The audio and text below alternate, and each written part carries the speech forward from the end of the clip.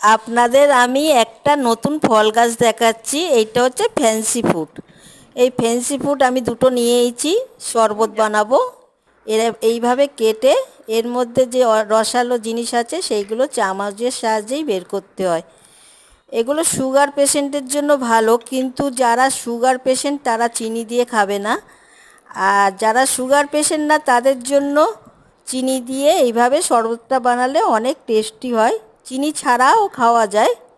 এইভাবে আমি চিনি মেশানোর পর এই যে জল দিলাম, দেখেন, জল দিয়ে এটা শরবত হলো। এই শরবতটা পেট ঠান্ডা, পেটের যাবতীয় অসুখ আছে সবের জন্যই উপকার।